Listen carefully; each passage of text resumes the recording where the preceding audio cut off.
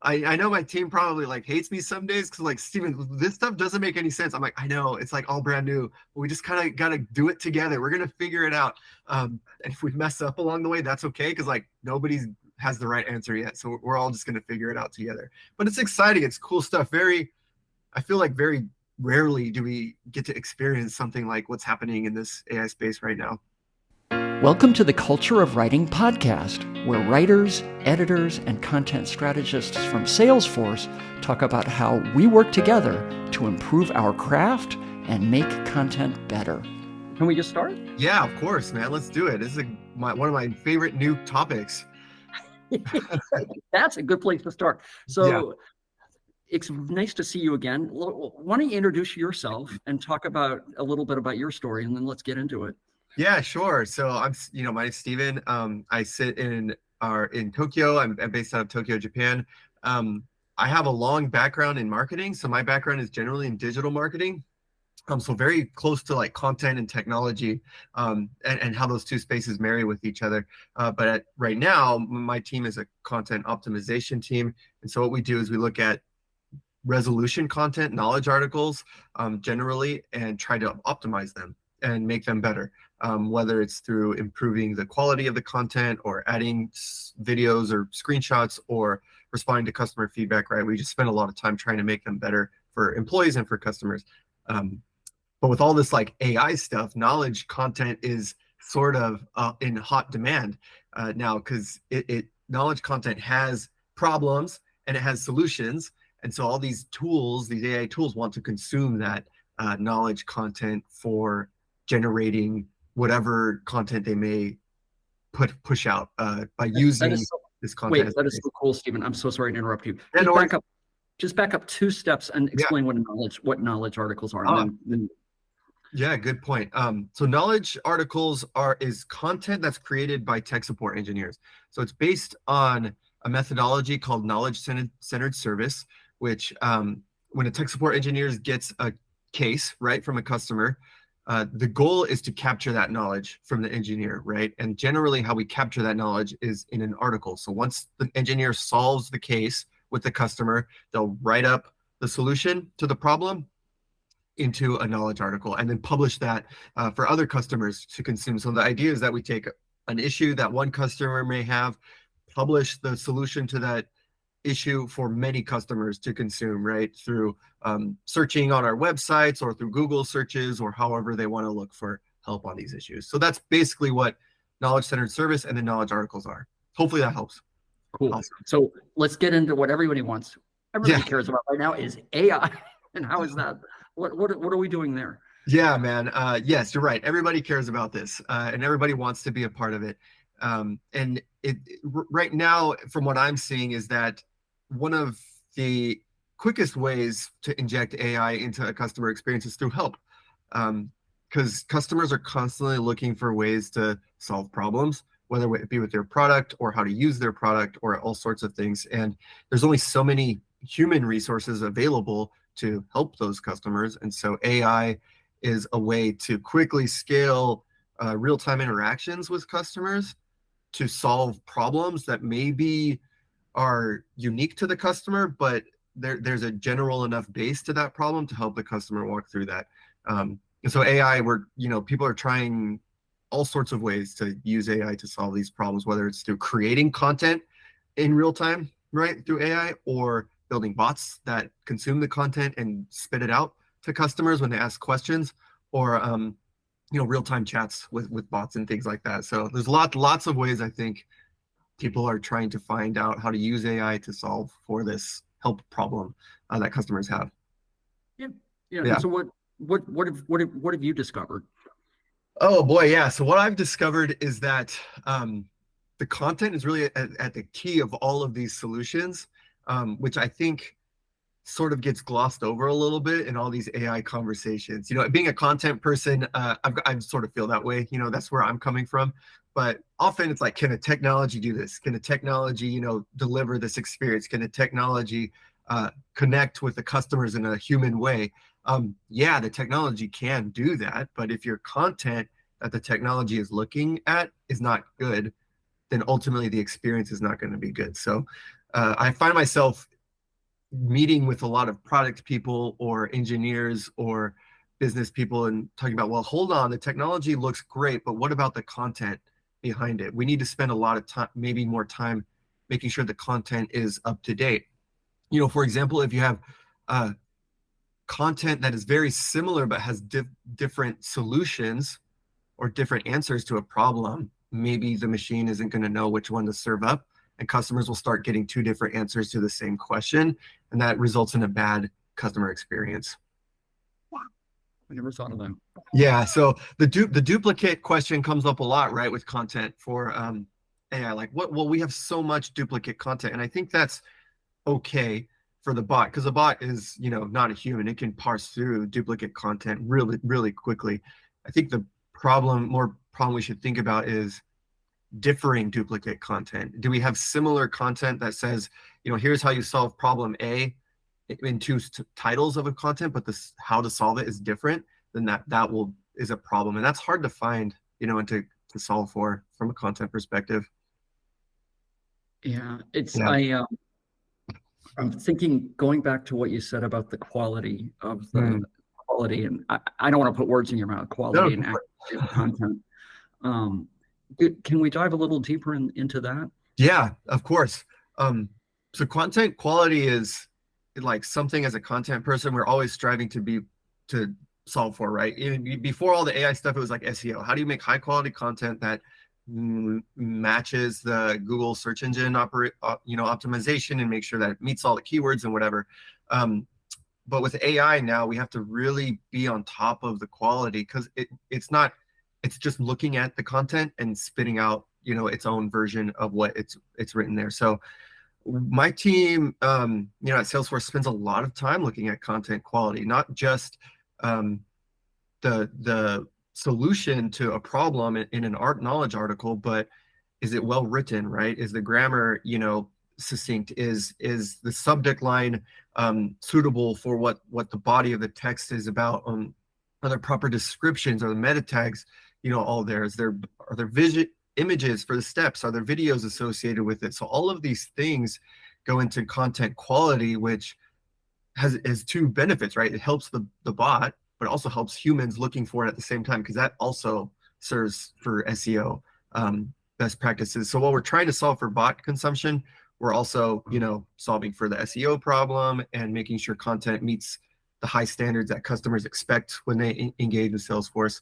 And then we consume a ton of customer feedback. So customers love giving us feedback on our content. And this leads to sort of another AI conversation, right? But we receive thousands upon thousands of customer feedback items from customers on content. Some of it's valuable, most of it's valuable, not all of it's valuable. But that's a treasure trove of information and how we can use that to make our content better from a quality perspective. Yeah, and I think in our business, by the way, what you just said about quality has made every editor in the world want to join your fan club. Yeah.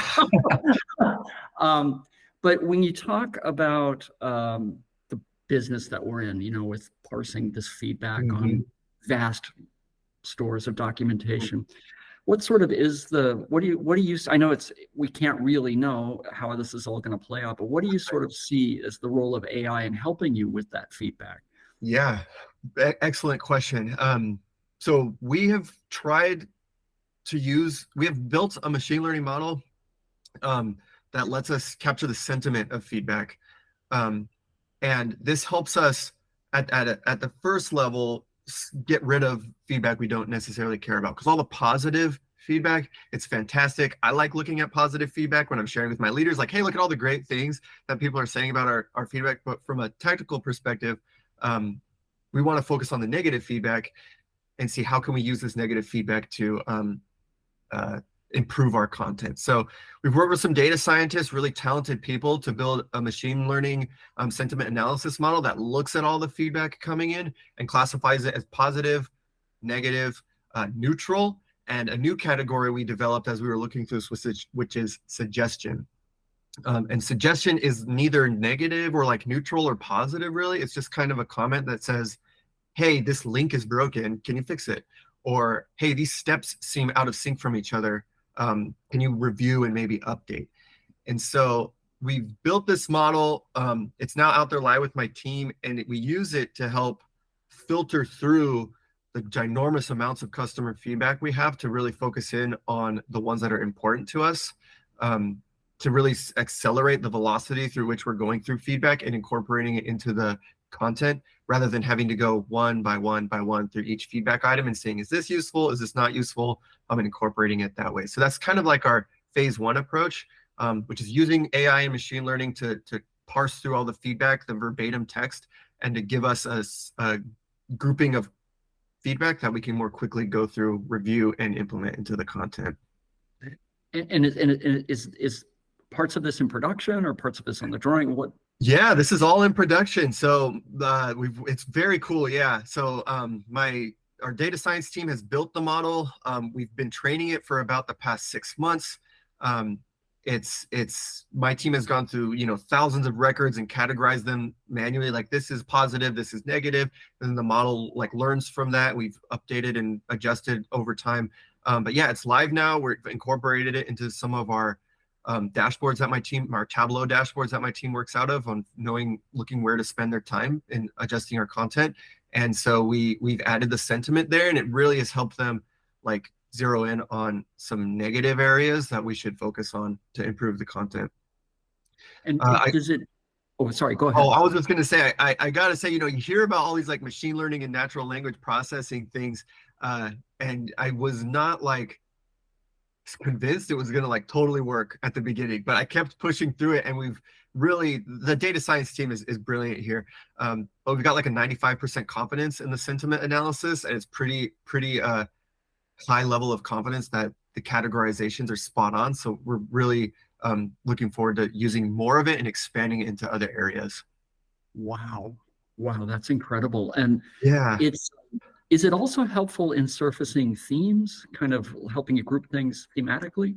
Yeah, great question. So that is an area that came out of our investigation into just the sentiment analysis, was the like topic clustering of feedback. And that's a little trickier to get at, because humans' languages write different words, and it's harder to group things together. But that is that is our like phase 2 approach for this sentiment model, is the topic clustering, because then we do, like you said, want to be able to say, okay, we have a theme around this specific area that has lots of negative sentiment related to it. So maybe we should spend the next quarter or so focusing on this area only and improving this area. So rather than just looking at negative content or negative feedback and negative content, then we can look at negative areas related to the content, and spend more time there, making large impacts in shorter bursts of time, rather than trying to move the needle sort of all over the place. And are you seeing the needle move? Yes. Yeah, we have seen the needle move. So in combination with the amount of effort we spend looking at customer feedback, and incorporating that into content, with trying to find areas that have negative sentiment and low what we call PRR, or problem resolution rates. This is the thumbs up, thumbs down on if an article helps you or not. We've seen a pretty significant increase in our thumbs up votes on articles, about a 20% increase over the past like 6 months, which before that, there was no increase. I mean, nobody was really looking at customer feedback before my team was created. Nobody thought to apply AI to this space, really. So the thumbs up votes were just kind of like a wave. It just kind of fluctuated with how people were feeling. But now we're seeing consistent increases month over month in how customers are responding to the content in the areas that we address, right? So it's a small team, and we can only attack so much content. But in those areas that we address, yeah, we're seeing really positive impact in how customers are responding to the content, which is great. That's awesome. So what's around the corner, do you think? Oh, man. Yeah, around the corner, I think is taking, I think, the content that we have, and using the generative kind of experiences and the large language models, and then applying it to the next like step here, which is maybe real-time content, right? If we have things like we have this huge knowledge base. Maybe we can create content on the fly for customers' very specific issues or needs, right? Because we don't create content that specifically for like industry or for specific implementations, right? But if we have enough, frame a foundation with enough content or information there, perhaps a generative model can create new content on the fly without any humans involved. I know that kind of scares people. Oh, you're going to publish a bunch of content without any humans looking at it. Yes and no, right? There's always, the phrase that, keep a human in the loop. So the machine is going to be doing most of the work, but there will be people looking at content and reviewing content and as it goes out to make sure that it is okay. But yeah, we want to push things out there for customers that meet their very specific needs rather than trying to solve in broad strokes with content. So it maybe could assemble, and I don't want to put words in your mouth, but maybe if I come in with a specific problem, it could assemble kind of known That's truths, right. those together. And That's right. Yeah, because we can't, predict every permutation of issues or implementations that customers might have, but we have all the pieces. So if the machine, knows how to parse all the chunks of the content out and reassemble them, like you said, in a unique experience for a customer, that could really go a long way to making customer happy. yeah, that is very cool. I had a question about, I wasn't a question. I was really struck. I feel naive, but I was really struck by what you said about training the model. And if you train it on various things, like three versions of a whatever, a question, a problem, and one of them is false, it will just learn them all. And that's how the errors can be introduced. That's right.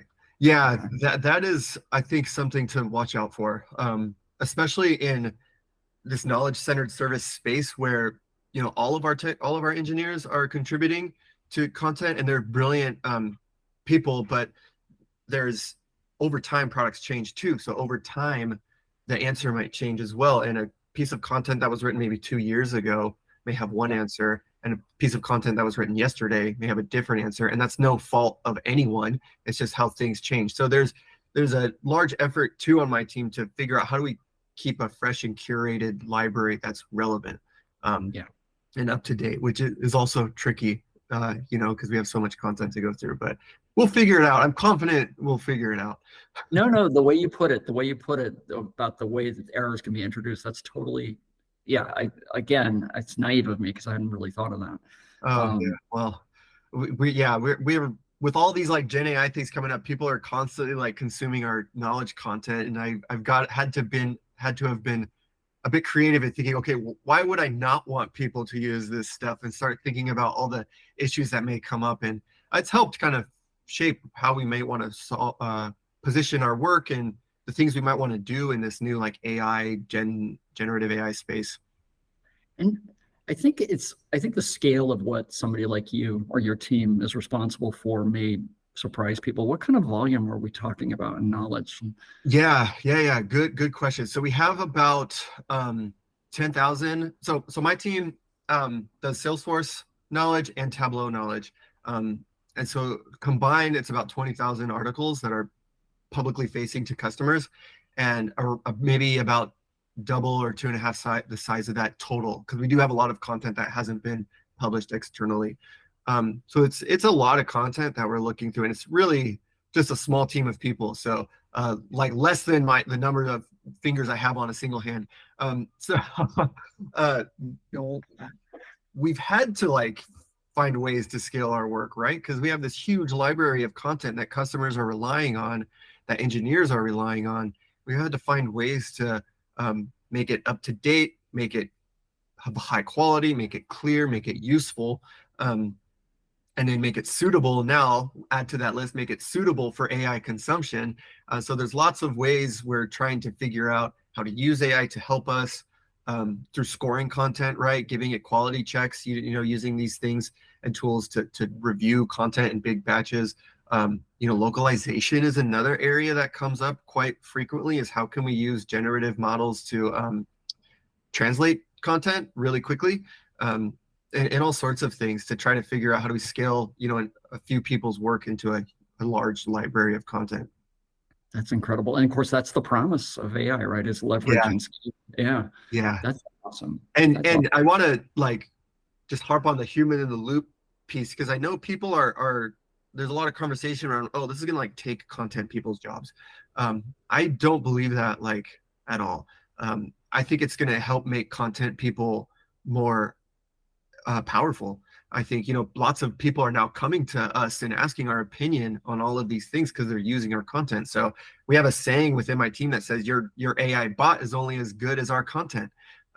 So if we need solid content, then we really need these humans in the loop to make sure that the content is of high quality. There's no, hallucinations going on in the things that are being put out, that people can trust the content that is being fed into the models so that when we do start automating, these, real-time pieces of content going out, that there's faith that those things will have be of high quality and that the customers won't, be tweeting weird things like, hey, did you see this like generative AI thing that spit out? This is really weird. We don't want any of that.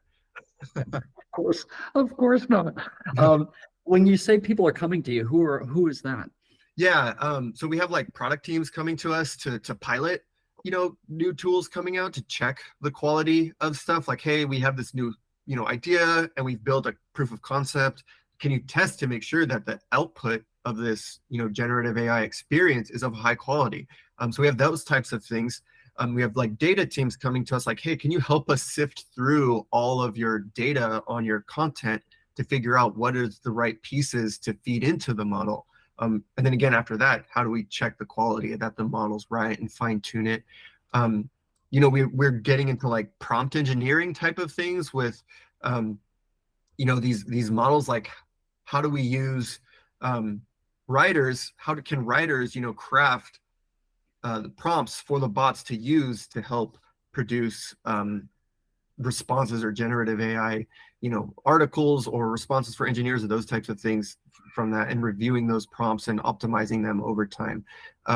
So people with content backgrounds, I think, have a strong space in the AI area now with their experience in looking at content, optimizing it, adjusting, pivoting, taking in feedback, and making something that's really high quality. And describe when you talk about the way they're working with prompts. Describe Sure. that. Yeah. That's like, and maybe not be the best one to talk about that because this is like really new space. But I do have historically I've had some conversational designers on my team, which in the past, before all this Gen AI stuff, we would handcraft like a chatbot conversation, right?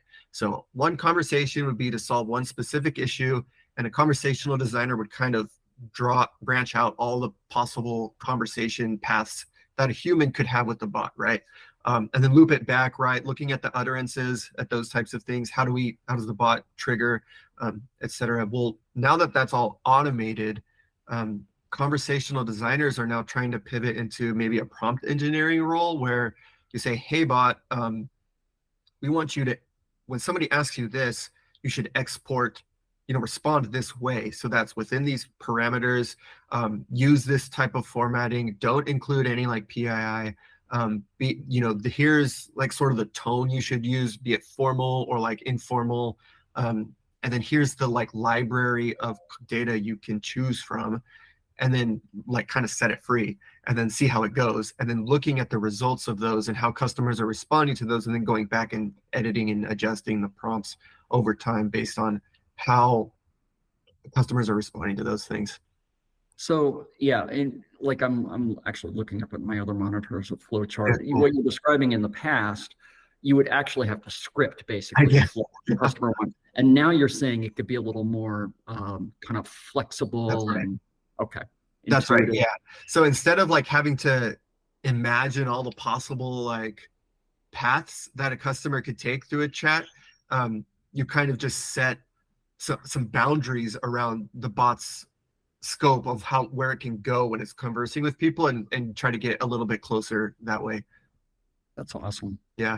Yeah, it is. It's all like, I know my team probably like hates me some days because like, Steven, this stuff doesn't make any sense. I'm like, I know, it's like all brand new, but we just kind of got to do it together. We're going to figure it out. And if we mess up along the way, that's okay. Cause like nobody's has the right answer yet. So we're all just going to figure it out together. But it's exciting. It's cool stuff. I feel like very rarely do we get to experience something like what's happening in this AI space right now. A lot of the magic that you're doing with this is enabling the editors to really know where to apply their energy. That's right. Okay. Yes, absolutely. So my job is to really help them identify those golden opportunities, because there are going to be a lot of things coming out in the Gen AI space in the near future, right? Everybody wants to participate. Everybody has a great idea. Everybody now has the capability to build these things. And so, I think just in the past week alone, I've had like 3 or 4 teams reach out to me about helping with their new tool. And I've got to figure out, okay, which ones do we spend our time on? Because like I said, I only have 4 people. So how do we figure that out? And then helping them, educating them, and helping them spot those opportunities as well. And feeling comfortable in the space because it is new, and I'm probably a little more comfortable being like, whatever, let's just jump into the deep end and see what happens. My team members are less so for the most part, but helping them, feel comfortable about these are the things that are gonna happen, and let's get used to this idea and how can we incorporate it. Well, I'm laughing because we're one of the teams that's reached out to ask you for help. No, I consider you all part of my team because we have been through this from the beginning. We're on different sides of the same coin. I mean, it's true. You all are great partners and have really helped me even think through asking tough questions, how we do all this. Thank you. So, I have to ask you a question. Yeah. So, I'm curious. You're an American in Tokyo. Yeah. What's that story? Oh man, that is a interesting story. It's not a long one, but it's interesting. So I'm here for work, really. My wife, she's a Japanese citizen, and we met in the States. And she's a bright and talented individual, and she got a job offer in Tokyo. It's too good to pass up. So fortunately, Salesforce has offices all over the world. Of course, Tokyo is a big one.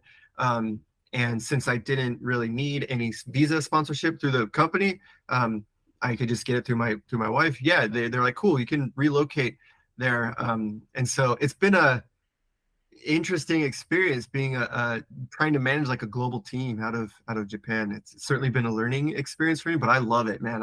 I'm not going anywhere anytime soon. I love living here in Japan. How long have you lived there? It's 4 years now, about almost 4.5 years. Yeah, so it's so basically the whole like pandemic and then some. So we moved in 2019, right before all the pandemic started. We had like all these ideas to travel around, experience Japan. Then we got stuck in our apartments for 3 years. But it's good, now that we're through that, we've had a chance to explore and experience everything. So it goes by fast. I can't believe it's been that long. No, that's awesome. I can't believe it's been that long since the COVID. I mean, it just seems like yesterday. It really does. So anything else you want to talk about with all of this? Yeah, good question. I think the only thing that I could just really mention is that, and I know I've said it a few times, but I just want to harp on that. Content really is going to be the key for these future experiences. And I think anyone listening to this should feel encouraged by that. Any content people, when we looked at OpenAI at the beginning, what did they say? It was trained on the internet. And what is the internet? Just a bunch of like content, right? And a bunch of text. So for people who are thinking about doing similar tools or things like this at their own companies, get your content people involved early. Ask them what the state of your content is that is going to be trained off of these models. Is it useful? Is it not? How do we get it to a place that is consumable and useful for these experiences? Because I think that's really where content people can find their place in all of this and, have a strong future in this experience without fear of losing their jobs or being taken over by AI or anything. I don't think there's any need for that. That is phenomenal. That is welcome news, and I appreciate your saying it, and you are phenomenal. So, thanks, Dan. No, I appreciate it, man. I know our conversation. I'm glad we get to do this together because I know our conversations when we're talking about other things tend to devolve to this space, anyways. So we have like minds and like interests in this area, and always appreciate your feedback and thoughts and comments in this area as well. Yeah, we do. We have a lot of similar concerns. And I think what I love about what you're saying, though, is I think you speak for a lot of people. We're on the voyage of discovery all together, right? That's right. We are. And content people should be there helping to steer us through it. Because this is the most important piece, I think, to all of the AI stuff. Well, thank you so much. Of course. Thanks, Stan. Always a pleasure to chat with you and to be here. And thanks for having me.